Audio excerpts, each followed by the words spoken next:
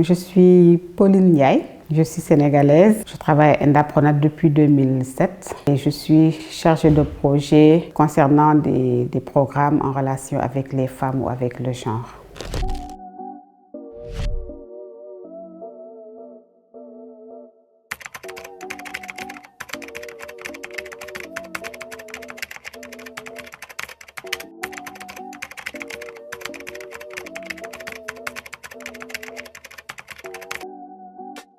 La naissance de Indapronat est partie d'une étude qui s'appelait Les pesticides, une menace. Et cette étude revenait sur les dangers de l'utilisation abusive des pesticides et produits chimiques dans l'agriculture. Après cette étude qui a montré les dangers de l'utilisation abusive des pesticides et produits chimiques pour la nature, pour les animaux et pour l'homme, il y a eu des sensibilisations. Les producteurs n'avaient pas assez conscience parce qu'ils utilisaient des produits qui n'étaient pas suffisamment formés à cela. Et après les sensibilisations, c'est petit à petit que nous avons commencé à développer des alternatives pour ne pas utiliser ces produits chimiques dans l'agriculture. Et donc, imaginez en 82, Indapronat était très avant-gardiste dans cette période-là parce que toute cette vague environnementale, toute cette attention très prononcée aux questions environnementales n'était pas très développée en ce moment, en tout cas surtout par rapport en Afrique. Et donc, pendant presque 30 ans, on s'est débattu à montrer et à démontrer que c'était des choix dangereux et que c'était pas ça qu'il fallait faire. Il fallait produire sainement, il fallait manger sainement.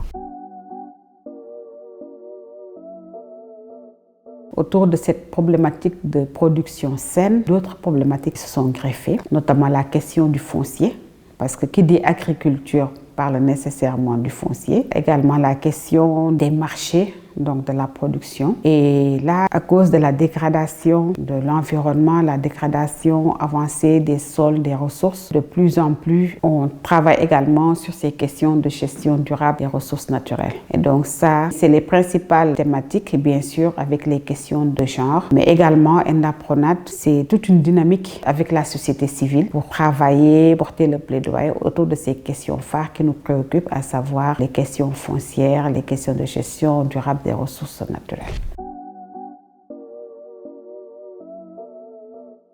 C'est l'accès au foncier pour les agriculteurs, agricultrices, les femmes. Parce que je pense que par rapport à ce foncier-là, il faut noter que de plus en plus, il y a une raréfaction des ressources qui est liée à la pression démographique, qui est liée aussi au développement urbain, parce qu'il y a plein d'anciennes terres, d'anciens champs qui se transforment en habitat. Et toutes ces questions aussi climatiques et environnementales constituent également une dégradation. Les bonnes terres se font de plus en plus rares. Et donc, quand on parle d'accès au foncier, il faut comprendre qu'il y a d'abord le foncier pour les communautés, mais aussi le foncier pour les femmes. Mais dans un contexte de dégradation et de raréfaction des ressources, l'accès à la terre des femmes devient de plus en plus difficile. Mais en général, pour des femmes organisées au niveau des groupements, c'est plus facile de donner 1 hectare, 5 hectares, 10 hectares à un groupement de femmes pour permettre à ces femmes-là de travailler. En général, l'accès collectif là est beaucoup plus facile à avoir, en dehors bien sûr de l'accès au niveau familial où c'est des portions assez petites qui sont réservées aux femmes. Indapronat travaille beaucoup, en tout cas avec les groupements de promotion féminine. C'est des groupements qu'Inda accompagne dans l'accès à la terre, mais également dans l'aménagement de jardins agroécologiques. Il renforce également les capacités de ces femmes dans la production, mais également au niveau personnel par rapport à tout ce qui est leadership, estime de soi, etc. Il y a quand même beaucoup de leaders qui se dégagent et qui, à partir des groupements de promotion féminine, essaient aussi d'entrer dans des instances supérieures de décision comme la commune ou bien d'autres instances au niveau villageois.